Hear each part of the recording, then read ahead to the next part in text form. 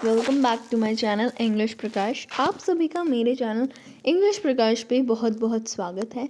आज की वीडियो हमारे लिए बहुत ही ज़्यादा इम्पॉर्टेंट रहने वाली है, क्योंकि आज हम जानने वाले हैं कि इंग्लिश में क्या क्या इम्पॉर्टेंट होता है और हमें क्या क्या सीखने पर फ्लुएंटली और अच्छी इंग्लिश बोलनी आ सकती है। तो बिना टाइम वेस्ट करे वीडियो को स्टार्ट करते हैं। सबसे इम्पॉर्टेंट तो होती है हमारी टेंसेस, और टेंसेस से I think backbone of English हम कह सकते हैं। आपकी रीढ़ की हड्डी ही जब मजबूत नहीं रहेगी तो आप खड़े कैसे हो पाओगे, सीधे बैठोगे कैसे। तो इसी तरीके से अगर आपको टेंस नहीं आते हैं तो आप इंग्लिश बोल रहे हो बट बिना सेंस की, सेंसलेस। अगर आपको टेंस नहीं आते हैं, आप बोलना कुछ और चाहेंगे और बोल कुछ और देंगे। तो टेंसेस हमारे लिए सबसे इम्पॉर्टेंट होते हैं। एक तरीके से आप इंग्लिश सीखने के लिए उस चीज़ की मदर जान सकते हो आप, ठीक है। तो सबसे पहले हम टेंसेस पे फोकस करेंगे, और आपको सीखने हैं तो हमने एक फ्री कोर्स भी बना रखा है उन पे, तो आप अभी भी देख सकते हैं। सेकेंड इम्पॉर्टेंट चीज़ आती है हमारे पार्ट ऑफ स्पीच। आप अगर इंग्लिश बोलना चाहते हो तो उसके आपको पार्ट्स ही नहीं पता है। अरे रीढ़ की हड्डी मजबूत हो गई, बाकी पार्ट्स भी तो ज़रूरी होते हैं ना।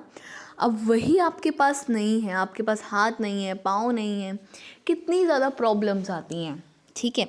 तो उसी तरीके से अगर आप इंग्लिश के हाथ पाँव को नहीं पकड़ के चलोगे ना, तो आपको इंग्लिश बोलने में कहीं ना कहीं किसी भी टाइम दिक्कत कभी भी आ सकती है।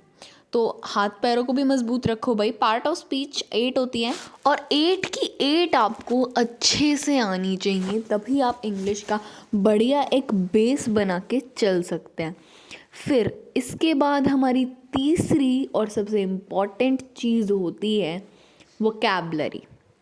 वोकैबलरी में मिनिमम 625 वर्ड ऐसे होने चाहिए जो आपको बिल्कुल अच्छे से आते हैं।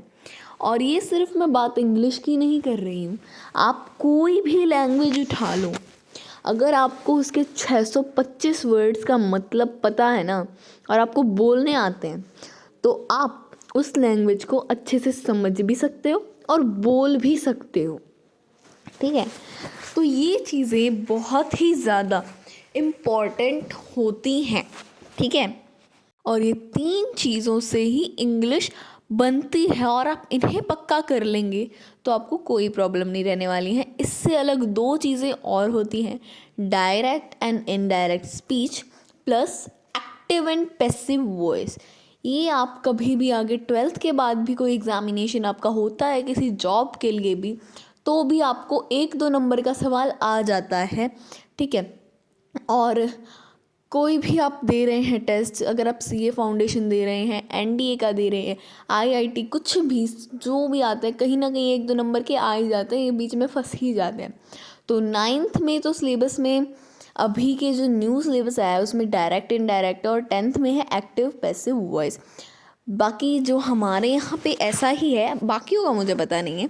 तो आपको ये अपने स्ट्रॉन्ग करने होंगे। आज के लिए इतना ही। Thank you and bye bye.